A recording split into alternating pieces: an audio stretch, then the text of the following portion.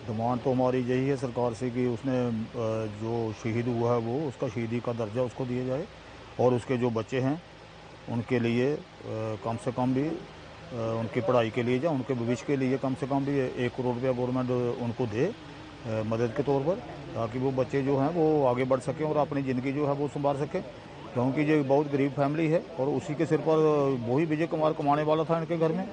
और उसका विजय कुमार के जो पिता हैं वो भी डेथ हो गई है, उसकी माँ भी उसी के साथ रहती है, वो भी विधवा है। तो दोनों फैमिलियाँ उसी पर डिपेंड करती थी। वो सुबह जाता था बेचारा कटरे में, कटरे से बस लेकर शिवखोड़ी जाता था, यात्रियों को लेकर के शिवखोड़ी में, और उधर जाकर शिव भगवान के दर्शन करवाता था। यही वो काम करता था ड्राइवरी का। तो मिलिटेंटों ने अचानक उस पर हमला कर दिया।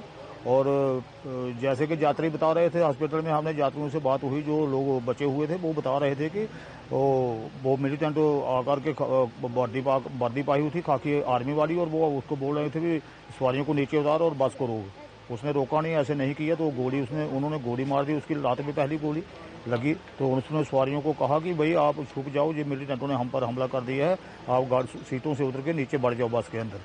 तो उसने बस को नहीं रोका। अगर बस को रोकते तो वो सभी नीचे उतारते तो जितने लोग बचे हैं वो भी नहीं बच पाते।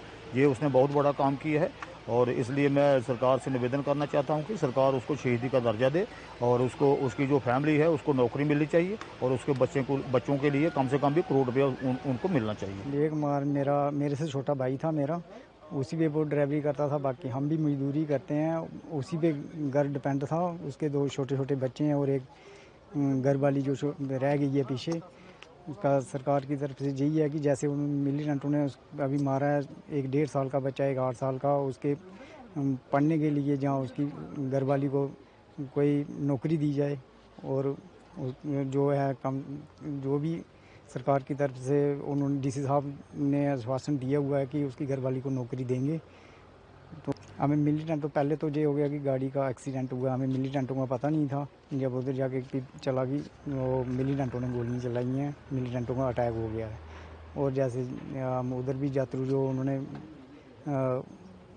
हॉस्पिटल में जो घायल थे उन्होंने बोला था कि उसको गोली लगने के बाद भी हमें उन्होंने बोला कि आप सीटों के नीचे छुप जाओ, मिलिटेंटों ने अटैक कर दिया है तो अपनी जान बचा लो। उसने भी उसके सर पे मिलिटेंटों ने गोली मारी। उसको पहले बोला कि बस रोक, यात्रियों को नीचे उतारो, सारे बंदों को नीचे उतारो।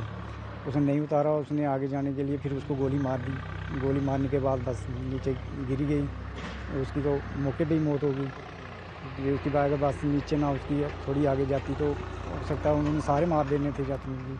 उसकी सूझबूझ से थोड़ा जो बचे हैं तो उसकी वजह से ही बचे हैं।